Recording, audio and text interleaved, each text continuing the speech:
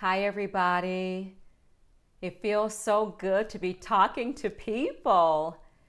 I hope and pray, though, honestly, that you are finding ways every day to thrive a little bit as we truly are trying to survive. In thinking about this pandemic and other tough times in my life, I've reflected back on what has assisted me and helped me. I find myself feeling a little more peaceful and comfortable during these times. Although there are those days where I have those days where I feel a little bit down because I'm an empath and what's happening to the collective really impacts my soul. But when I first heard the Serenity Prayer, in its simple version many years ago, I became curious to learn more about it about 6 years ago.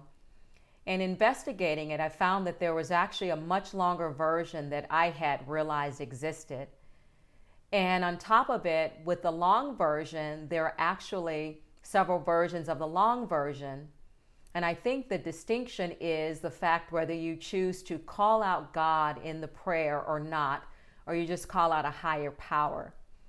And being raised in the church and a woman of faith, I naturally was, attached to the one that called God out, the Creator. So I'll share that with you shortly. But I also realize what an incredibly powerful week it is this week. We've got tonight, 7:30 Pacific Standard Time, Libra, in the full moon coming in tonight. And I'll talk more about that in a bit. Tomorrow is Ash Wednesday. It is also the first night of Passover. Friday is Good Friday, and then Sunday, the week rounds out with Easter Sunday. So the full moon, what I love about the full moon is that it allows us the opportunity to release and let go.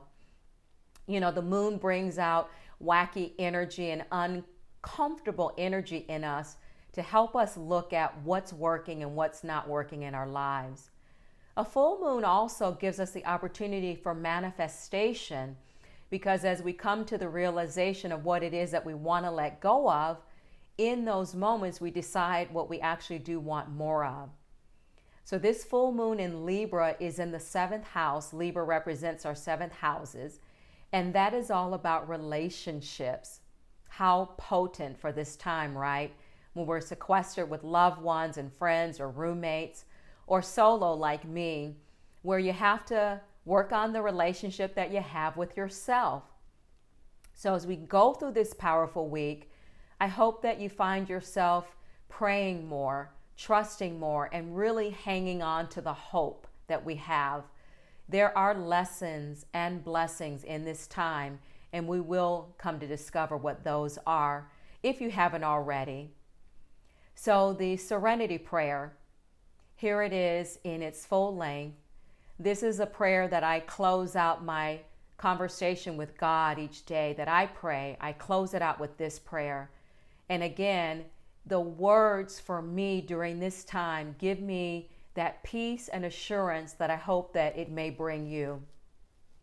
God, give me the grace to accept with serenity the things that cannot be changed, courage to change the things which should be changed, and the wisdom to distinguish the one from the other, living one day at a time, enjoying one moment at a time, accepting hardship as a pathway to peace, taking, as Jesus did, this sinful world as it is, not as I would have it, trusting that you will make all things right so that I may reasonably live happy in this world, but supremely happy with you in the next.